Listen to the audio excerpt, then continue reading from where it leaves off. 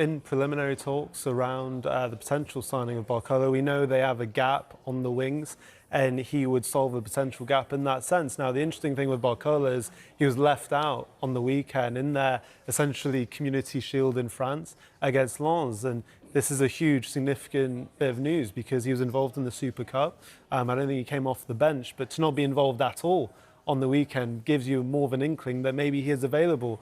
With anything, though, with any potential move for Barcola, it's how do you come down from Psg'S evaluation of £145 million? That is where Liverpool are probably trying to sort out their financials. And, we were debating this morning, I'm sure we'll talk about Arsenal a bit later, but, could Arsenal even look at a potential deal for him, if they see some departures go as well? Yeah, could you see him go to Liverpool, Kevin? I could. I'm still a little bit confused by it because Rio and Gamoa in pre-season has been playing on that right-hand side. I think he looks really dangerous coming in off the left, personally. But Andoni Iraola knows way better than me, so he clearly has a plan. And if you look at Iraola, he's always had that willingness to be flexible about where a player plays. Like, they're not a left winger, they're not a right winger, they're a winger. And he wants them to have that ability to play both sides.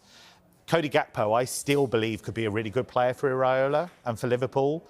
So you look at Barcola coming in, top player, there's no doubt about it. He's got pace, he's got creativity. He's stuck behind Kvaratskhelia on the left-hand side at PSG. That's not his fault, because Kvaratskhelia is a potential Ballon d'Or winner. But the money is an interesting one, because do Liverpool spend that kind of money on one player in an area that maybe they don't need? It makes more sense for Arsenal, for me. Yeah, because I was going to say, Daniel, you kind of alluded to the fact that other teams may come in for him, maybe Arsenal. It's like, is he worth that money? Perhaps not for Liverpool, but would he be worth that money for an Arsenal? I think so, because I think he'd be... You look at what they've got now. Trossard went to Besiktas. They've brought in Solis, who I think is going to do really well. He's a different type of player. But I think if Martinelli moves on, for me, that's a big upgrade. I think Barcola going in there could make a really tangible difference. And if he's a player that gets a run in a top team, I think he can really make that leap. I think with PSG, because he's been stuck behind Kvaratskhelia, because he hasn't always been a lock in that first 11, I think the development hasn't been as quick as it could have been. He's still a really talented player. So I'm a little surprised that Arsenal haven't made more of a move for him at this stage. Yeah, that's one to watch for sure. Let's move on to Manchester United. They lost to Ruben Amorim's AC Milan at the weekend. Where do they need to strengthen, Dan? I mean, that game, again, you don't want to over-exaggerate based on one pre-season game, but I think it did highlight the lack of depth Manchester United have at left-back and potentially midfield. I mean, each of the 4 goals, a huge part of that came from the left-hand side, and that is not in any means to blame Luke Shaw, who started the game, but just that left flank wasn't working, whether it was who was in front of him or how exposed he was at times. I also think you look at the midfield, you're still working out what the best combination is. I mean, I think Andre Santos is going to be a great player to develop, and I think they see a lot of qualities that maybe they lost in Casemiro that Santos can develop in, by being that maybe more of a 6. But I still think they need another midfielder to really contend in all of these different competitions. Yeah, Kevin, where does the priority need to be for Manchester United then?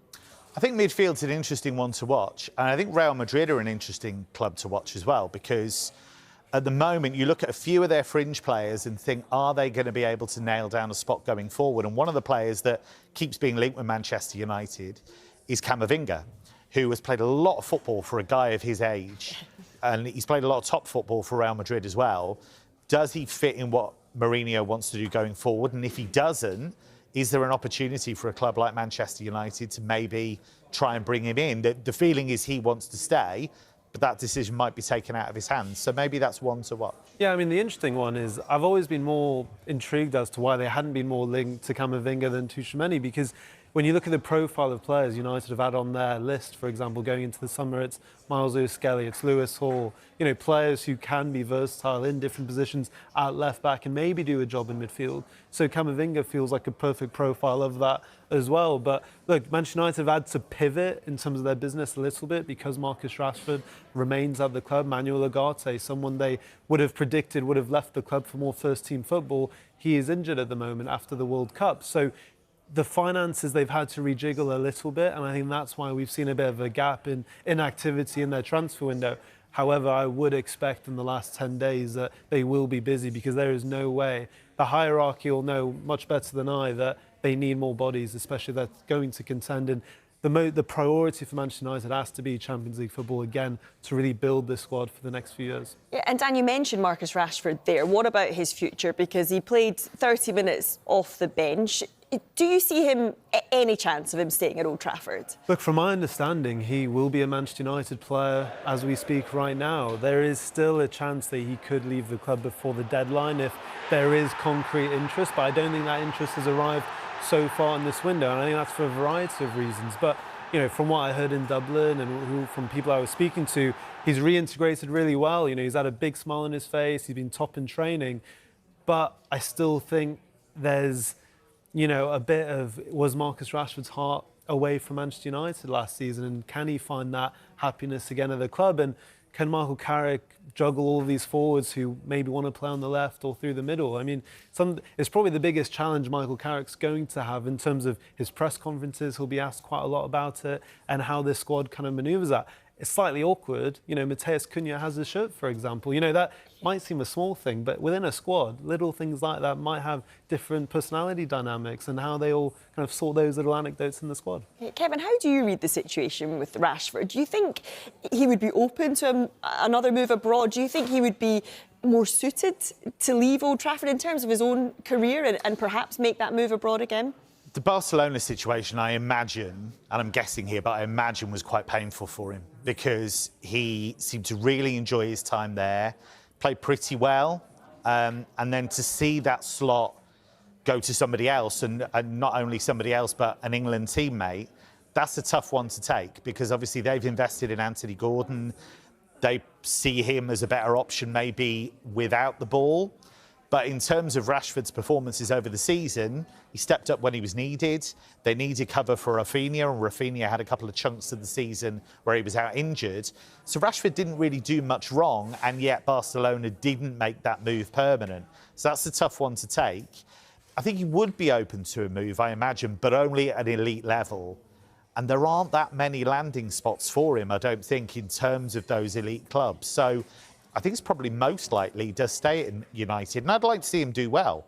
I think he's a thrilling footballer when he's on it, and I think United could probably do with a fit and firing Marcus Rashford. What would the chances be of him doing well if he does stay at Old Trafford? I think good. I mean, I was impressed by what I saw at Barcelona. I mean, obviously Ruben Amorim had his own ideas, and we're seeing that at Milan now, because he's got the shears out pruning the squad already. So sometimes that happens. A coach doesn't fancy you, doesn't rate you, and you have to move on. But he did his reputation no harm at all, I don't think, in the last year at Barcelona. But just to touch on this really, just very quickly, I get what you're saying, that a manager didn't particularly fancy him. If I'm Marcus Rashford, I'm thinking, well, Eric Ten Hag wasn't my biggest fan. I mean, he dropped me on a few occasions. Ruben Amorim, as you mentioned, Hansi Flick, to an extent, from people I've spoken to at Barcelona in the last few weeks, you know, decided, although he integrated himself incredibly well, that they needed to move on from him, and they didn't see that long-term future. Thomas Tuchel also, has to be said, you know, didn't involve him for the most important games of the World Cup. You know, for a variety of reasons, I imagine, probably more so defensively, but that is something Marcus Rashford will be fully aware of. So if you get a motivated Marcus Rashford who wants to prove all of these coaches and managers wrong, then, you know, United could have a great weapon. There's got to be a level of introspection, of course, and he's got to look at areas of his game. And I do think the Barcelona decision is based on what he does without the ball, not with the ball, because if you look at the way they play, Hansi Flick wants his team to press. And the feeling was that in some games, he didn't do it enough. And so you can only carry a few players in that team. So I think you're right. I think that's the part of it he's got to fix, whether it's working out how he presses, being better at it, or just putting more effort into doing it.